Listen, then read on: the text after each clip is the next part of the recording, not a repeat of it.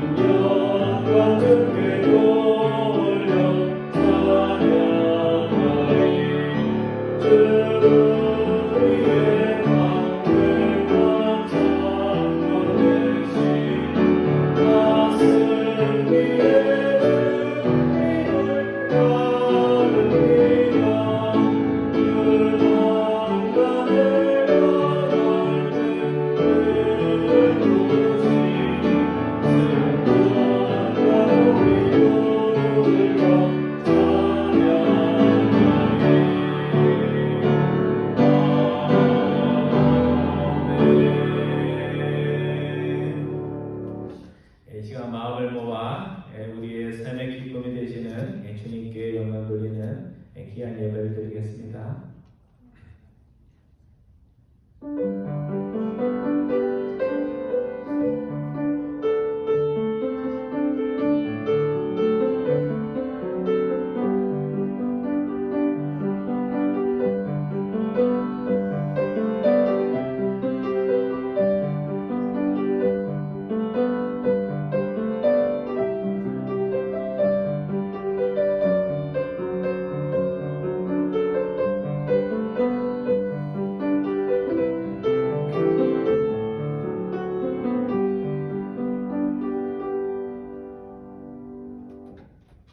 여호와의 말씀에 너희는 이제라도 금식하고 울며 애통하고 마음을 다하여 내게로 돌아오라 하셨나니 너희는 옷을 찢지 말고 마음을 찢고 너희 하나님 여호와께로 돌아올지어다. 죄로 인하여 죽게 되었을 때 옷을 찢지 말고 마음을 찢고 하나님 앞에 나와 회개의 삶을 살라고 말씀해 주신 하나님 아버지, 오늘도 저희에게 건강 주시고 생명 주셔서 또 주님의 전에 나와 또 가정에서 예배 드릴 수 있도록 인도해 주심을 감사드립니다. 세상에 같은 방식으로 또 오랜 삶의 습관 속에 살아가면서 정말 저희가 어떤 시대를 살고 있는지, 지금 우리들이 어디에 있는지, 또 무엇을 향하여 지금 달려가고 있는지 아무 생각 없이 하루하루를 살 때가 있는 저희들임을 주님 앞에 고백을 드립니다. 믿음의 선조들이 항상 하나님의 말씀 앞에서 깨어 기도하며 마음을 찢고 회개의 심정으로 나라와 민족을 위해서 기도하며 살았던 것처럼 저희들에게 말씀의 깨달음 허락하여 주셔서 우리의 삶이 날마다 변화되며 세상을 변화시키는 하나님의 진정한 백성들 다 될 수 있도록 인도하여 주옵소서. 이 시간 소수의 무리들이 함께 모여 주님을 찬양합니다. 우리 한 분 한 분 말씀으로 복내려 주셔서 또 이 시대를 살아갈 수 있는 큰 용기를 허락하여 주옵소서. 감사드리오며 우리 주 예수 그리스도의 이름으로 기도드리옵나이다. 아멘. 우리 다 같이 일어나셔서 찬송하겠습니다. 우리 새 찬양 77장입니다. 새 찬양 77장 거룩하신 하나님 우리 찬양합니다.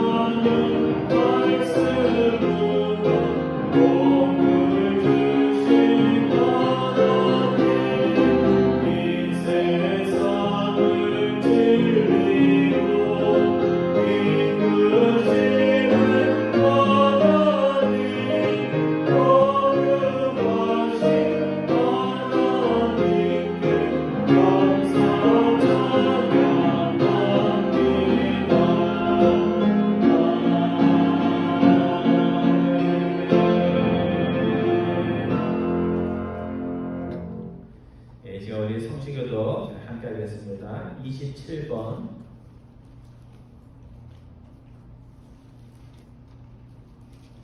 성식교독 27편, 시편으로 51편입니다. 교독은 27번입니다. 하나님이여 주의 인자를 따라 내게 은혜를 베푸시며 주의 많은 긍휼을 따라 내 죄악을 지워주소서. 나의 죄악을 말갛게 씻으시며 나의 죄를 깨끗이 제하소서. 물은 나는 내 죄악을 아오니 내 죄가 항상 내 앞에 있나이다. 내가 주께만 범죄하여 주의 목전에 악을 행하였사오니 주께서 말씀하실 때 의로우시다 하고 주께서 심판하실 때 신선하시다 하리이다. 내가 죄악 중에서 출생하였으며 어머니가 죄 중에서 나를 잉태하였나이다. 구슬초로 나를 정결하게 하소서. 내가 정하리이다. 나의 죄를 씻어주소서. 내가 남보다 하리이다. 하나님이여 내 속에 정한 마음을 창조하시고 내 안에 정직한 영을 새롭게 하소서. 아멘. 자리에 앉아주시기 바랍니다. 이제 우리 세 가지 기도 제목 가지고 함께 기도하겠습니다. 우리 주일 말씀을 통해서 배운 것처럼 마음의 여유가 있어야 우리가 가진 것들이 아브라함처럼 중요한 순간에 사용이 될 수가 있습니다. 많이 소유한 자가 아니라 결정적인 순간에 마음의 여유와 신앙의 여유를 가지고 공존을 위해 관계를 위해서 양보하고 희생하는 자들에게 없어서 기도하기 원합니다. 두 번째, 우리 코로나19의 여파로 우리의 신앙생활이 많이 느슨해졌습니다. 깨어 말씀 읽고 깨어 기도하며 시대 정신이 아니라 말씀의 정신 가지고 살아가는 우리 잭슨빌 한인정국이 될 수 있도록 위해서 기도해 주시기 바랍니다. 세 번째, 아시안 증오범죄 관련 법안이 상원을 통과했습니다. 이런 법들이 만들어지지 않는 그런 편견과 오해가 없는 미국 또 세계 될 수 있도록 기도해 주시고, 또 우리 역시 어떤 편견과 오해로 인하여 특정한 사람들에 대해서 미워하고 편견을 가지는 마음 가지지 않도록 위해서 기도해 주시기 바랍니다. 우리 세 가지 기도 제목 놓고 함께 기도하겠습니다. 사랑의 하나님, 감사드립니다. 항상 연약한 가운데서도 또 말씀의 깨달음을 통하여 저희들이 하나님의 백성임을 항상 마음에 새기며 살아갈 수 있도록 인도해 주심을 감사드립니다. 특별히 아브라함과 롯의 이야기를 통하여 아브라함의 롯보다 더 부자여서 예쁜 것이 아니라 또 나이가 많아서 먼저 양보한 것이 아니라 아브라함 안에 하나님의 인도하심과 또 손재를 믿는 마음들이 있었음을 저희들이 기억을 합니다. 저희들 살아갈 때 이런저런 세상의 근심과 걱정 속에 믿음의 판단을 하지 못하고 믿는 자의 여유를 잃어버리고 살아갈 때가 너무나 많음을 주님 앞에 고백을 드립니다. 저희 안에 넉넉한 하나님의 마음을 허락해 주셔서 어떤 경우에도 하나님이 소중히 여기는 것들을 위해서 양보하고 헌신할 수 있는 마음의 여유를 가지고 살아갈 수 있도록 인도하여 주옵소서. 더 많은 것을 위해 기도하기보다 또 가진 것을 넉넉한 마음으로 하나님의 영광을 위해서 쓸 수 있는 마음 가질 수 있도록 주님께서 은혜로 더하여 주옵소서. 코로나19로 또 많은 삶의 여건들이 바뀌며 특별히 신앙의 우리의 자세에 느슨해진 많은 부분들이 있음을 저희들이 압니다. 죄인이 느슨해졌을 때 그것을 기름칠을 하며 돌리는 것처럼 우리의 마음이 또 하나님의 말씀 앞에서 말씀과 기도와 깨달음을 통하여 긴장되는 마음을 허락해 주셔서 우리의 삶의 자리마다 하나님의 아는 빛을 증거할 수 있도록 인도해 주시고, 우리 제수변의 정도에 항상 같은 자리에 머물지 않고 또 하나님을 향하여 목진하며 발진하며 또 아름다운 모습으로 우리 주님의 사랑받는 귀한 교회 될 수 있도록 주님께서 은혜로 도와여 주옵소서. 우리 얼마 남지 않은 우리 육간의 하나님의 영광에서 쓸 수 있는 우리 교우들 안에 수 있도록 인도해 주셔서 세상의 기쁨뿐만이 아니라 아마 하나님 아는 기쁨이 충만한 우리의 삶이 될 수 있도록 주님께서 은혜로 도와여 주옵소서. 미국이 가지고 있는 많은 가치들이 성소되는 시대를 저희들이 살아가고 있습니다.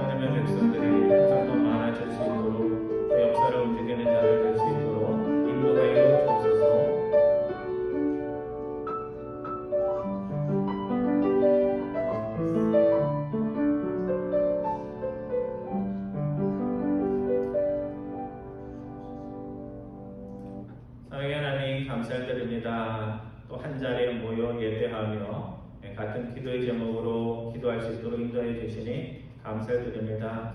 저희들 가진 것이 부족해서가 아니라 하나님이 주신 그 선한 마음들을 잘 지키지 못하고 마음의 여유를 잃어서 항상 부족하다, 베풀 것이 없다 그렇게 말하며 살아갈 때가 많음을 주님 앞에 고백을 드립니다.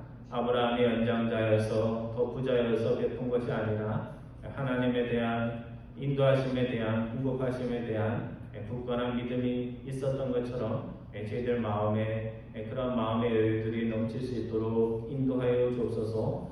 코로나19로 많은 교회들이 또 신앙에 또 여러 가지 여건들 어려움 속에 또 느슨해진 마음도 있음을 주님 앞에 고백을 드립니다.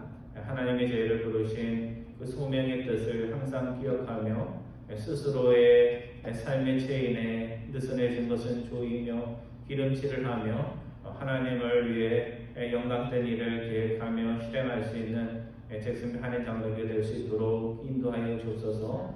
세상의 편견과 미움과 오해로 평화로운 이야기, 아름다운 이야기보다 갈등과 대립과 반목의 이야기가 많은 세상을 저희들이 살아가고 있습니다. 하나님, 저희들 지도자의 마음속에 또 하나님의 백성의 마음속에 선한 마음을 또 실제 세상에서 사용할 수 있도록 인도해 주셔서 대립이 있는 세상에 평화가 임하고 또 많은 것을 있는 세상에 그것들을 나눌 수 있는 귀한 마음 허락하여 주셔서 저희들이 엉뚱한 데 쓰는 소비하는 많은 것들이 전략될 수 있도록 인도하여 주옵소서. 오늘 요시야 왕의 이야기를 통하여 저희에게 이 시대를 살아갈 수 있는 지혜를 허락하여 주시기 원하오며 우리 주 예수 그리스도의 이름으로 기도드리옵나이다. 아멘. 오늘 하나님께서 저에게 주시는 말씀은 열왕기하 22장 말씀입니다.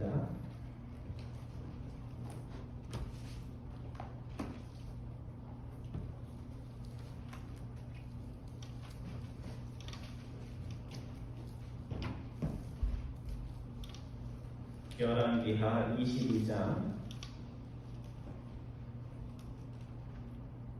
제가 가진 성경으로는 601페이지입니다. 열왕기하 22장 8절부터 마지막 절 20절까지 교독하겠습니다. 제가 8절입니다. 대제사장 힐기야가 서기관 사반에게 이르되 내가 여호와의 성전에서 율법책을 발견하였노라 하고 힐기야가 그 책을 사반에게 주니 사반이 읽으니라.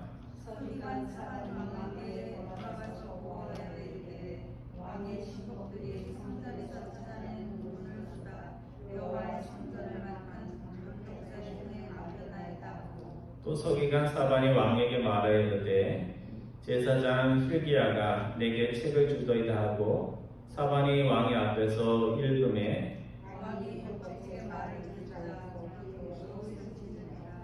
왕이 제사장 힐기야와 사반의 아들 아히감과 미가의 아들 악볼과 서기관 사반과 왕의 시종 아사에게 명령하여 이르되 너희는 가서 나와 백성과 모든 유다를 위하여 이미 발견한 책의 말씀에 대하여 여호와께 물으라.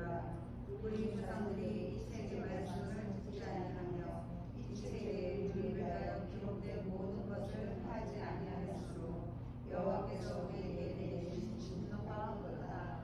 이에 제사장 힐기야와 또 아히감과 악볼과 사반과 아사야가 여선지자 훌다에게로 나아가니 그는 하라스의 손자 디가의 아들로서 예복을 주관하는 살룸의 아내라. 예루살렘 둘째 구역에 거주하였더라. 그들이 그와 더불어 말하매 훌다가 그들에게 이르되 이스라엘 하나님 여호와의 말씀이 너희는 너희를 내게 보낸 사람에게 말하기를 여호와의 말씀이 내가 이곳과 그 주민에게 제안을 내리되 곧 유다 왕이 읽은 책의 모든 말대로 하리니 이는 이 백성이 나를 버리고 다른 신에게 분양하며 그들의 손의 모든 행위로 나를 흥분하게 하였습니다. 그러므로 내가 이곳을 향하여 내린 진노가 꺼지지 아니하리라 하셨느니라.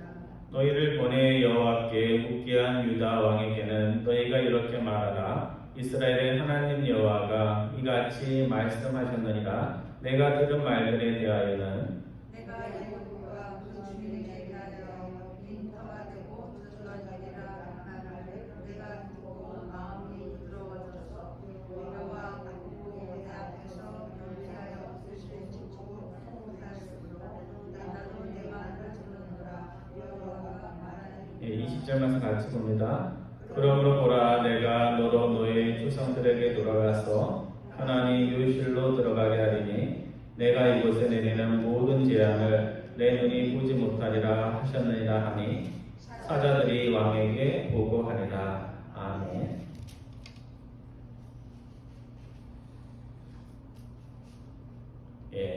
사람은 시대를 잘 이렇게 맞아서 어떤 시대에 어떤 역할을 하느냐에 따라서 그 사람의 가치 또 이렇게 살아가는 때의 기쁨이 다른 것 같습니다. 저물어가는 한 나라의 마지막 왕의 이야기를 읽고 있으면 참 안타까운 마음이 듭니다. 국가마다 뭐 대단했던 나라도 쇠퇴할 때 그런 역사가 있는데 그 마지막 때 이미 기울어져서 왕 혼자서는 어떻게 할 수 없는 그런 시대에 왕을 하는 그 왕들의 심정이 어떠하겠습니까? 그래서 조성의 고종의 이야기라든지 뭐 청나라의 마지막, 그래서 뭐 영화로는 나왔잖아요. 마지막 황제, 뭐 이런 사람들의 이야기를 읽고 있으면 야, 왕이면 뭐하나, 왕하면서 참 힘들겠다 하는 그런 마음이 듭니다. 태양이 지면서 마지막으로 아름다움을 보여주듯이 남유다가 그래도 하나님의 백성이었다는 것을 마지막으로 보여준 왕이 요시야 왕입니다. 그래서 왕으로서 자신이 할 수 있는 모든 것을 했지만 결국은 그 허물과 자기 허물과 죄로 인해서 심판받을 수 없었던 유다의 운명을 되돌리지는 못했던 왕이 요시야 왕입니다. 그래서 자신의 옷을 찢어서 하나님을 떠난 백성의 잘못을 회개하고 하나님의 심판의 뜻을 돌이키고자 많은 노력을 했지만 백성의 죄가 너무 커서 요시야 왕은 유다의 운명을 바꾸지 못한 마지막 선한 왕이 됩니다. 먼저 1절과 2절 우리가 읽어보지는 않았는데요. 요시야 왕에 대한 성경의 평가가 나옵니다. 그래서 요시야 왕은 사실은 선한 왕이 될 수 없는 나쁜 여건이었는데도 불구하고 하나님을 잘 섬기는 왕이 되었다는 것은 참으로 놀라운 일입니다. 제가 1절 읽고 여러분들이 2절 말씀 읽어주시기 바랍니다. 요시야가 왕이 오를 때 나이가 8세라 예루살렘에서 31년간 다스리니라. 그의 어머니의 이름은 여디다요 보스가 다야의 딸이더라. 요시야가 여호와 보시기에 정직히 행하여 그의 조상들이 모든 정하고 좌우로 치우치지 아니하였더라. 요시야가 왕이 된 것이 몇 세예요?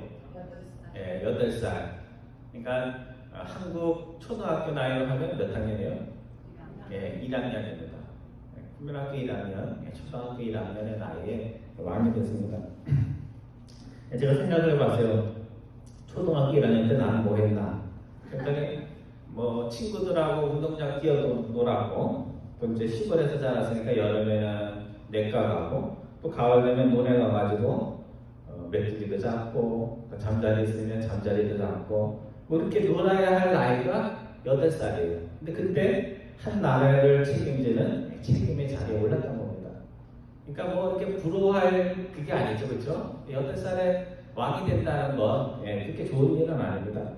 어떤 한국의 대통령이 정치에는 들어오지 마 이렇게 얘기했대잖아요. 사랑하는 자에게. 그래서 멀쩡한 사람도 이상한 사람으로 바뀌는 게 정치판입니다. 그런데 8살의 나이에 정치인이 돼가지고 31년 동안 왕을 있으면서도 하나님에 대한 순수한 마음을 정치 세계에서도 펼쳤던 왕이 요시야 왕이었다는 이야기입니다. 요시야의 할아버지, 아버지를 이렇게 우리가 생각해 보면요, 요시야가 대단한 사람이에요. 할아버지가 누군지 아세요? 므낫세예요, 므낫세.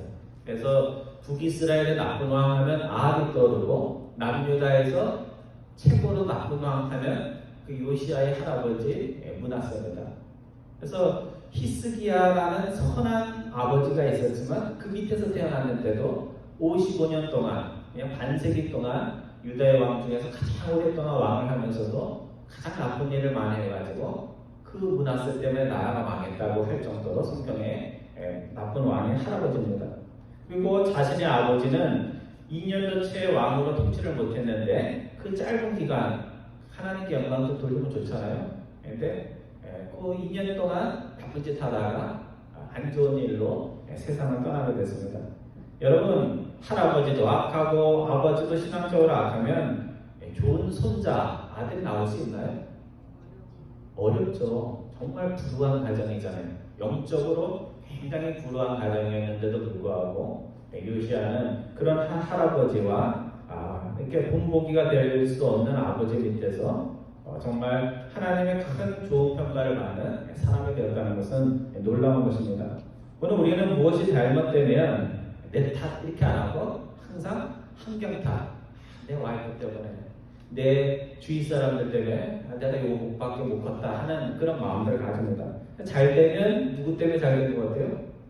나 때문에 잘 된 거 같고, 잘못되면 항상 나는 괜찮은 사람인데 뭔가 환경이 안 따라주고 여건들이 안 되고 주변 사람들이 안 도와줘서 그렇지 하는 마음이 있습니다.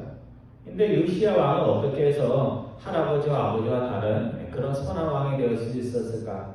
성경에 나와 있지 않지만 우리가 상상의 날개를 펴보면 하나님이 그에게 선한 마음을 주실 때 그 선한 마음, 하나님이 태어날 때 주시는 마음 있잖아요. 그 마음을 이렇게 지키면서 그 마음의 지시를 따랐다고 볼 수 있습니다. 그래서 오늘 우리도 그렇게 할 수 있어요. 하나님이 어떤 일에 선한 마음을 주시면 어떻게 해야 돼요? 그게 미세한 하나님의 음성이라도 그것을 따라가려고 노력을 해야 됩니다. 시대가 다르지만 우리가 처한 상황이 다르지만 우리도 요시야 왕처럼 하나님이 주신 그 선한 마음 따라가고 세상 사람들이 뭐라고 하든 그것이 좋다고 얘기를 해도 그거 따라가지 않으면 여러분도 뭐라고 나와요? 몇 세 결혼을 하고 몇 세 세상을 떠났는데 그가 하나님 앞에서 어떻게 행했다고요? 정직히 행하고 하나님께 칭찬을 받았다는 그런 이야기를 오늘 그런 평가를 우리도 볼 수 있을 것입니다. 두 번째로 본문 3절 이하 11절까지 보면 하나님이 주신 선한 마음을 가지고 살았던 왕이 어느 날 성전을 보수하다가 율법책을 발견하게 됩니다. 그래서 율법책의 말씀을 듣고 아마 신명기라고 학자들은 생각하는데 신명기의 그 저주와 심판의 말씀, 경고의 말씀을 듣고 요시아가 어떻게 했어요? 나는 잘 살아서 괜찮아. 그렇게 안 하고 뭐를 찢었어요? 옷을 찢었습니다. 그러니까 마음을 찢고 싶은데 마음을 찢을 수 없으니까 옷을 찢은 것입니다. 집 꾸미는 일에 관심 있는 사람은요 어디를 가든지 집을 꾸며요.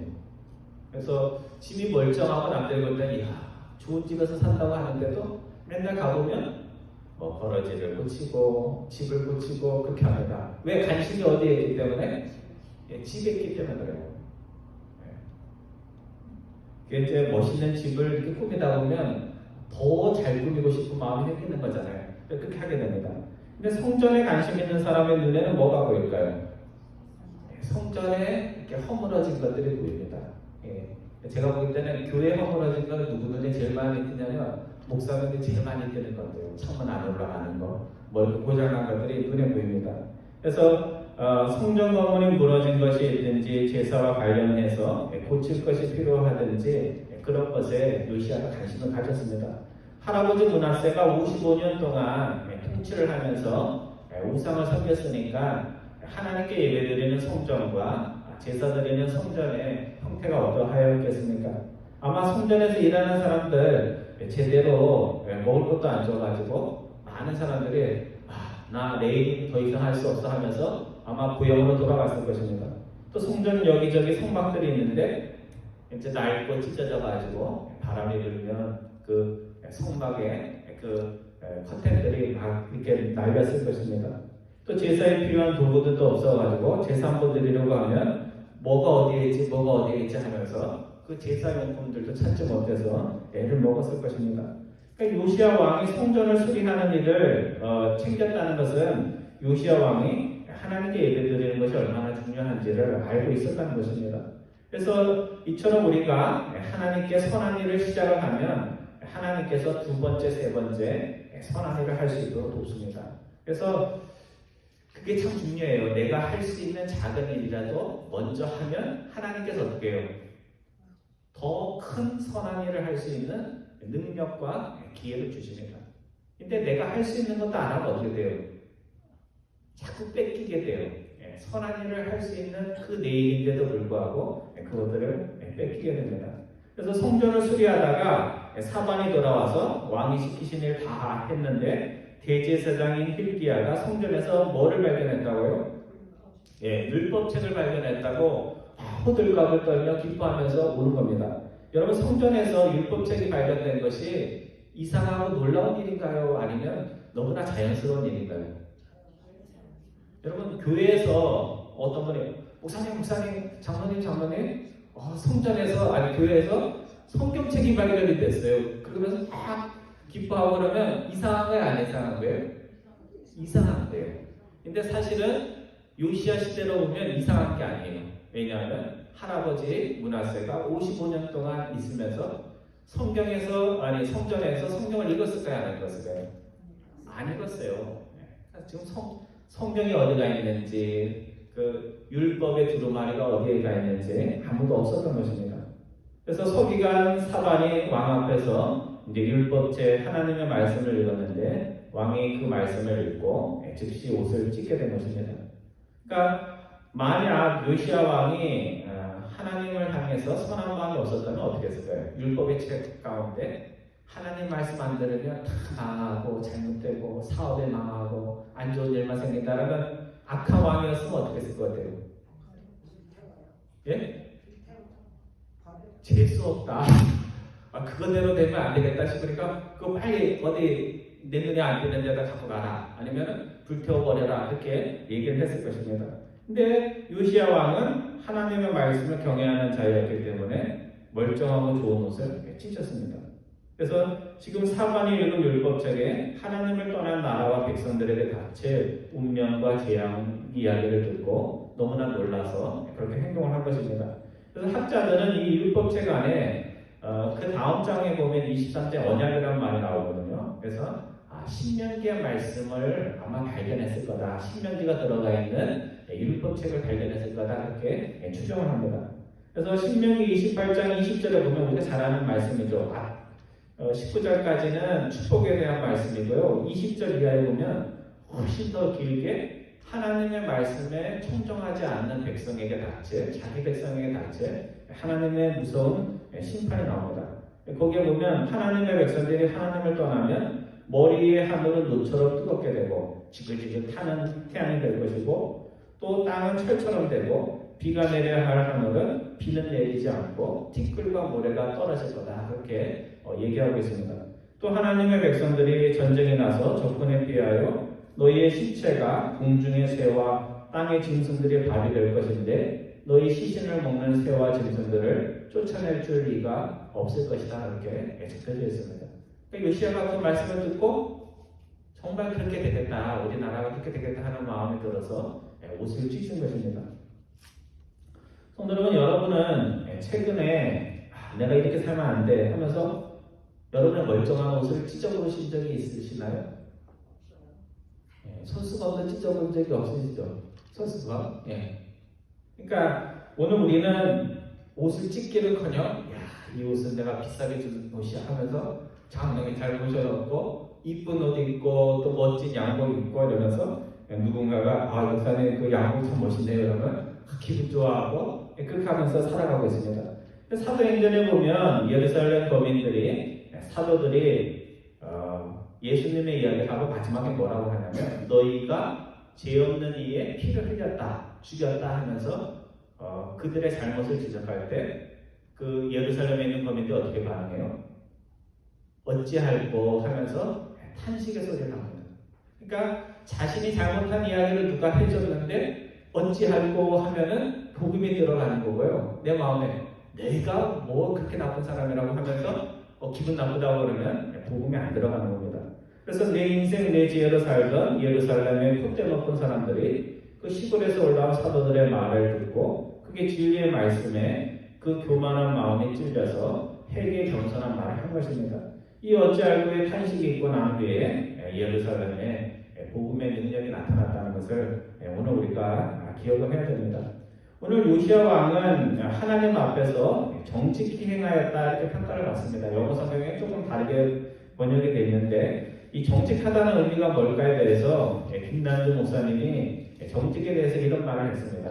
제가 잠깐 그분이 한 얘기를 들려드릴게요.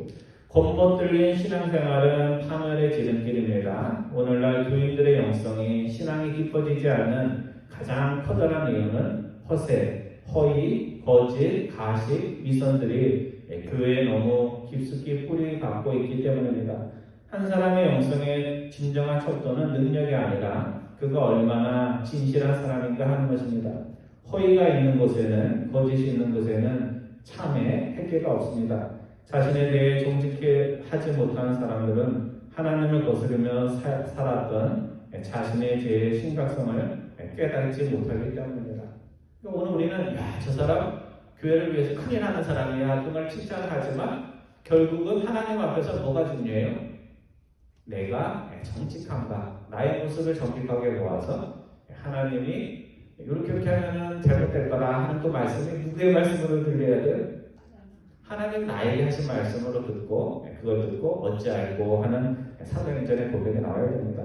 그래서 진정한 회개, 진정한 마음의 진정은 언제 일어나냐면 오늘 우리가 하나님의 말씀을 교회 왔으니까 예배는 드려야지. 예배는 드려야 되니까 말씀은 들어야지. 해서 이따가 밥 먹을 거니까 좀 참자 하는 그런 심정으로 말씀을 듣는 게 아니라 그 말씀이 누구를 향한? 나를 향한 하나님의 진지한 말씀임을 마음에 새겨서 하나님이 경고하시면 그 경고를 경고로 받고 하나님의 축복은 축복으로 받을 수 있어야 됩니다. 그래서 요시야 왕이 옷을 찢은 것은 두 가지 이유 때문입니다. 첫 번째는 하나님을 떠난 백성에게 이 말 하나님의 경고의 말씀이 너무나 두렵고 엄중해서 백성을 대신해서 대표해서 회개의 뜻으로 옷을 찢은 것입니다. 두 번째는 어떤 뜻으로 옷을 찢었냐면 하나님은 분노 가운데서도 자비를 베푸시는 분이기 때문에 혹시라도 하나님이 자신의 그런 모습을 보고 백성과 국가에 임할 재앙을 돌이키지 않을까 하는 그런 자비를 소원하는 마음으로 옷을 찢은 것입니다. 여러분 오늘 우리도 기도를 할 때 이런 기도를 드릴 수 있어야 됩니다. 하나님 제가 지금 입고 있는 신앙의 옷이 위선과 거짓과 형식의 옷이라면 날마다 말씀을 들을 때마다 위선과 거짓의 옷을 찢을 수 있게 해주옵소서. 하나님이여 내 속에 정한 마음을 창조하시고 내 안에 정직한 영을 날마다 새롭게 하소서. 그래서 우리가 똑같은 예배를 드리고 똑같은 찬양하고 똑같은 사람들 만나고 똑같은 교회 가지만 항상 마음은 어떻게 해야 돼요? 처음 태어난 것처럼 처음 예수님을 만난 것처럼 마음이 새로워져야 됩니다. 그 다음에 세 번째 본문 12절 이하 14절에 보면 왕이 율법의 말씀을 듣고 난 후에 가만히 있었던 것이 아니고요. 신하들에게 이 말씀의 뜻이 무엇인지 정말 이 말씀의 의미가 그것인지 하나님께 뜻을 물어오라고 그렇게 묻습니다. 우리 12절부터 14절까지 말씀 우리 교독하겠습니다. 제가 12절 보고 여러분들 13절, 14절 봐주시기 바랍니다. 왕이 제사장 힐기야와 사반의 아들 아히감과 미가의 아들 악볼과 서기관 사반과 왕의 시중 아사에게 명하여 이르되 너희는 가서 나가와 백성과 왕들을 여행하여 우리는 잘 자신이 대하여 여호와에게 부르라. 우리 조상들이 대처할 말씀을 듣지 아니하며 이 세계의 열매를 위하여 기록된 모든 것을 하지 않은 것이고 여호와께서 우리에게 진노가 크다. 14절 말씀 같이 공부합니다. 이에 제사장 힐기야와 또 아히감과 악볼과 사반과 아사야가 여선지자 훌다에게로 나아가니 그는 하라스의 손자 디게의 아들로서 예복을 주관하는 살돔의 아내라. 예루살렘 국제 구역에 거주하였더라. 그들이 그와 더불어 말하매 왕이 율법의 말씀을 듣고 큰일 났다 이런 마음이 들어가지고 대제사장과 신하 4명에게 너희는 가가지고 이 말씀의 뜻이 정말 무엇인지를 물어보라 이렇게 했습니다. 근데 이 사람들이 가서 누구를 찾아갔어요? 여자 선지자 훌다를 찾아갔어요. 참 이게 아주 옛날 남성은 중요시 여기고 여성은 깔보던 그런 문화가 있었다면 참 어려울 텐데 그렇지 않고 그렇게 한 것입니다. 성도 여러분, 성경은 성령의 영감으로 된 것입니다. 그래서 우리가 성경에 뭐 마태복음 마태가 쓰고 그랬다고 해도 신학적인 의미에서 보면 성경은 누가 쓴 거예요? 하나님이 성령을 통해서 쓰신 것입니다. 이 얘기는 뭐냐면 성경의 일저자가 하나님이시오, 성경의 뜻을 가장 잘 풀이해 줄 분도 누구라고요? 하나님. 그래서 종교개혁 시대에 보면요, 성경 해석의 원리가 있는데 성경을 읽다가 모르는 거 있으면 이거 어려워 이렇게 하지 말고 다른 성경을 읽고 성경은 성경으로 이해하라 이렇게 되어 있습니다. 그래서 우리가 성경의 뜻을 알기 위해서 읽고 또 다른 책들도 연구하고 또 참조하고 묵상할 때 하나님이여 우리의 눈을 열고 마음의 문을 열어주셔서 하나님의 말씀하는 그 말씀의 뜻이 무엇인지 알게 해달라고 기도하는 마음이 있어야 됩니다. 그래서 어떤 사람들은 머리는 좋은데 자기 머리로 막 성경을 읽으니까 성경이 어떻게 돼요?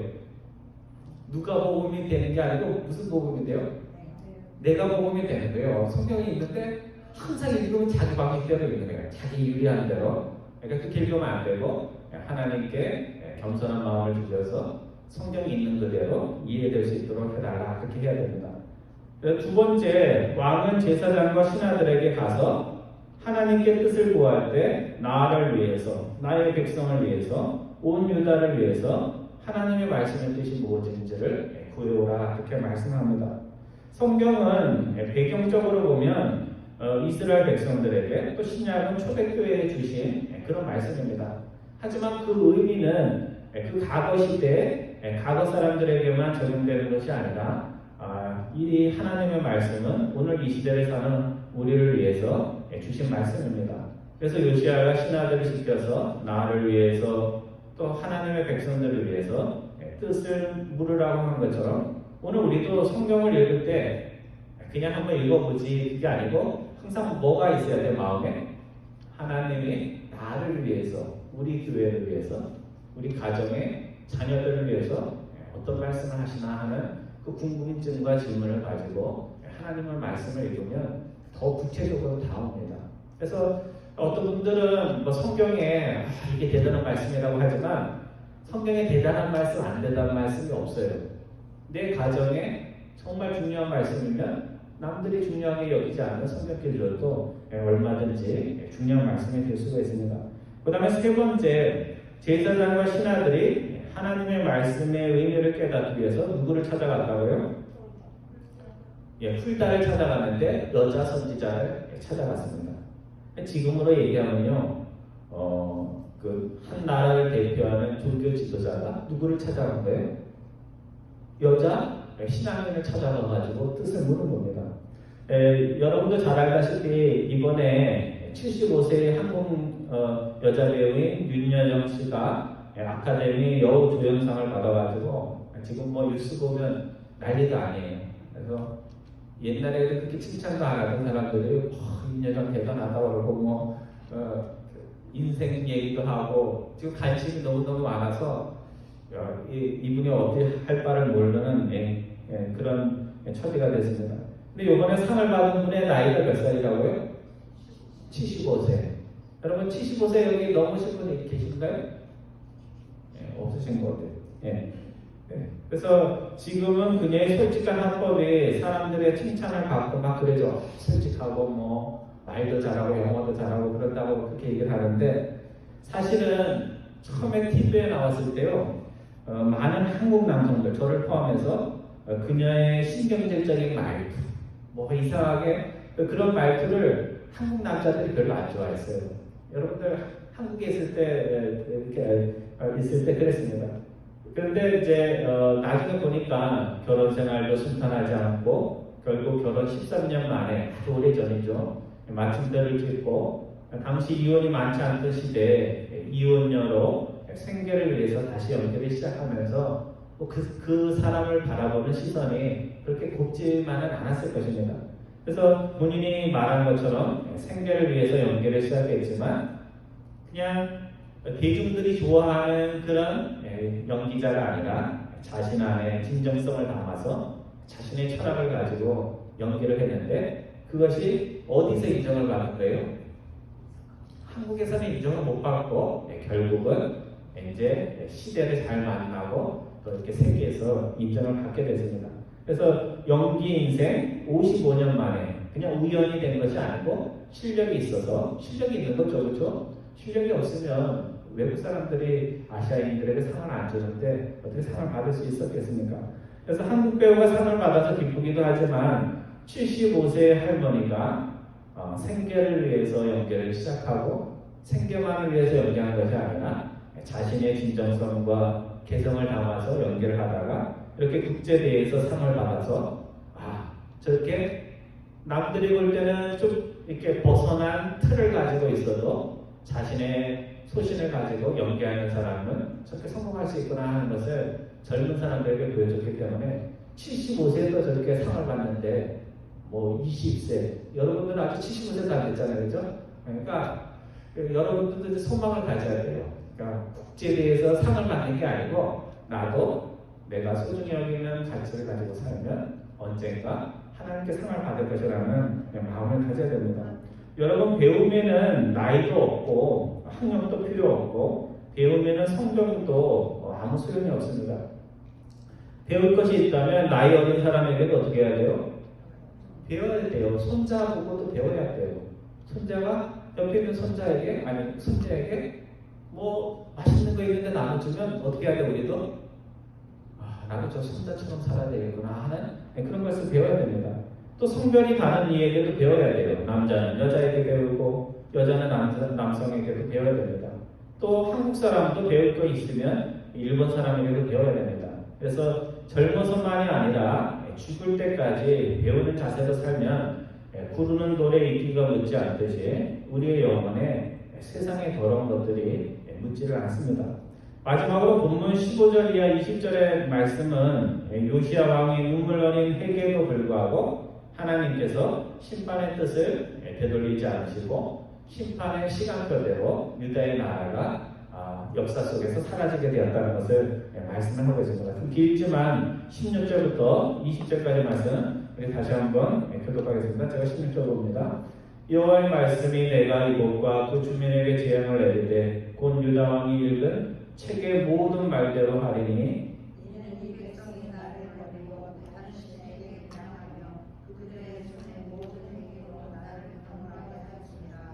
그러므로 내가 이곳을 향하여 내 진노가 꺼지지 아니하리라 하셨느니라.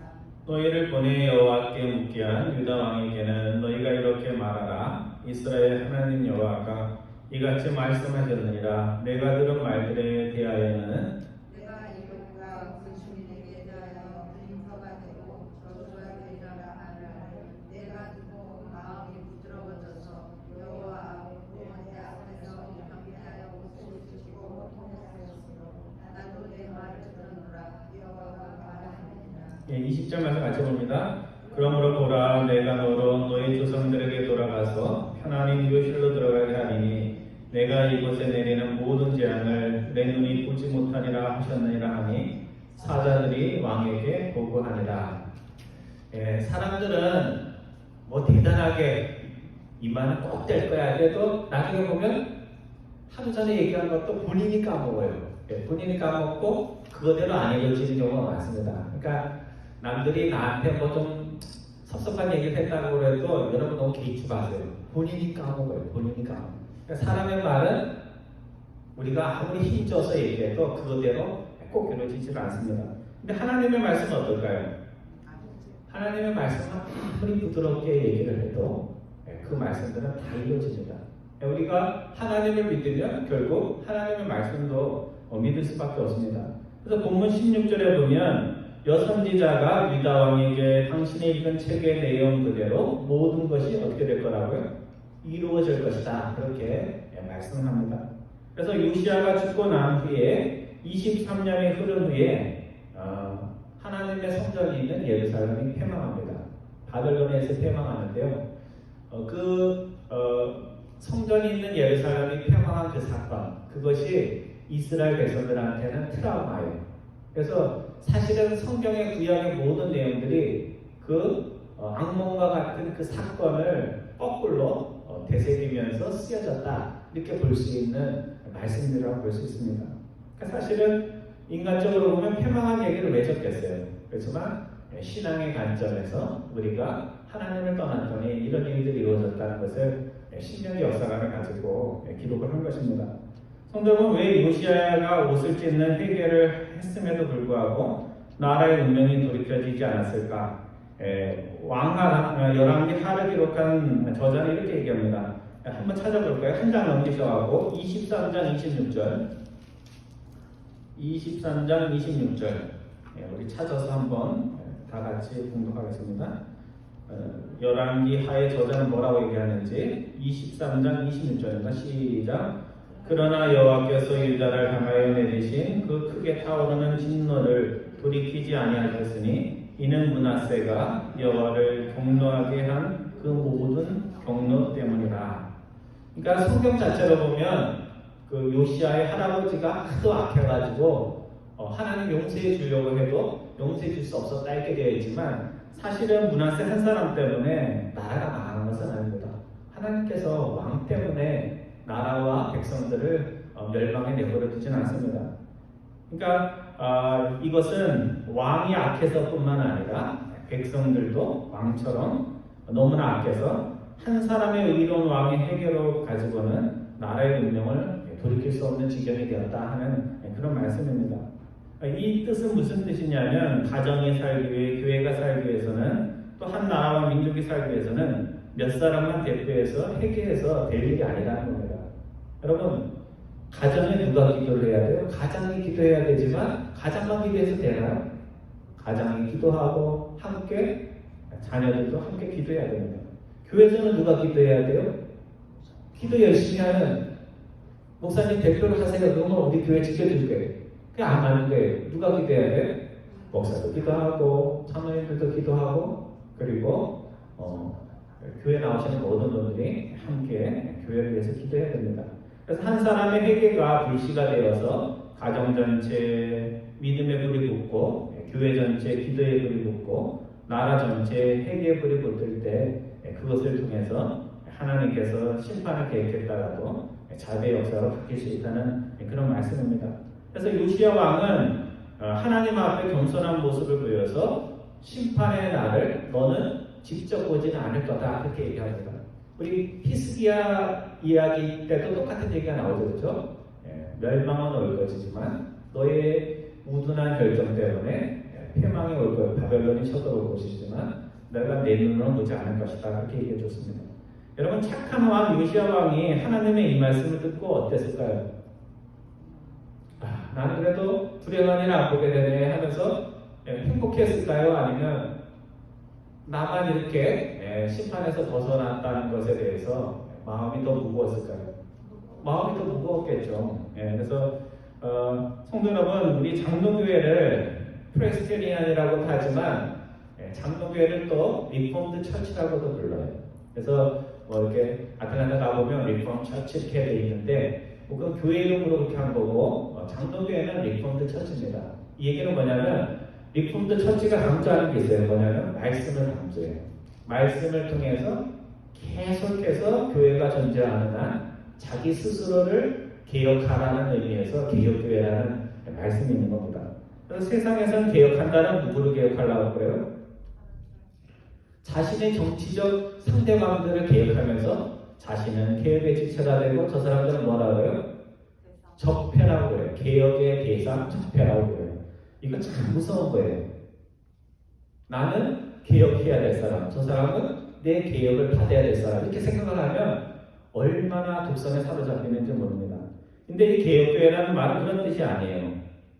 날마다 하나님의 말씀으로 스스로를 개혁해서 교회가 썩고 병들지 않아서 세상의 빛이 되겠다는 그런 말씀입니다. 여러분과 저도 날마다 하나님의 말씀으로 세상을 개혁하는 것이 아니라 스스로를 먼저 개혁해서 먼저 마음을 찢고 스스로를 개혁해서 개혁교회의 진정한 크리스찬이 살아있음을 세상에 보여줄 수 있는 여러분과 저 되기를 주님의 이름으로 축원드립니다. 기도하겠습니다.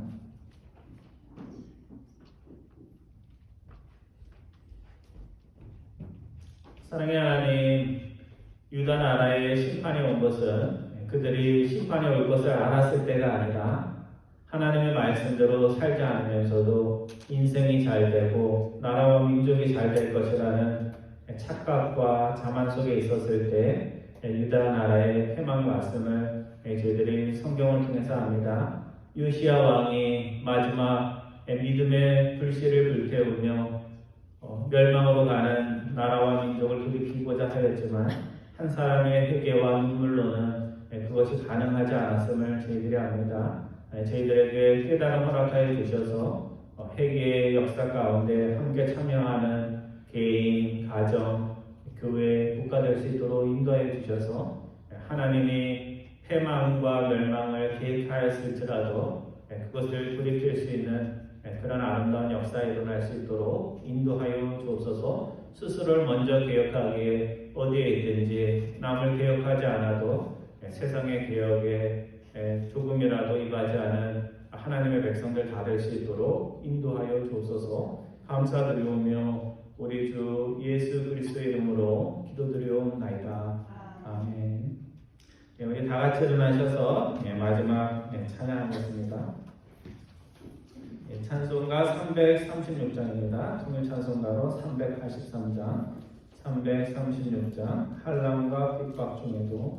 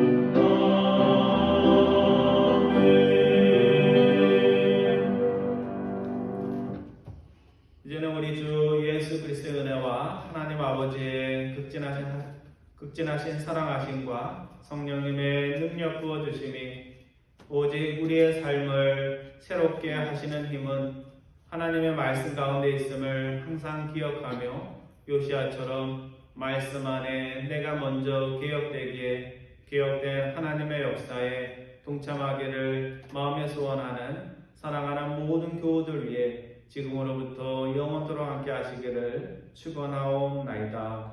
아멘.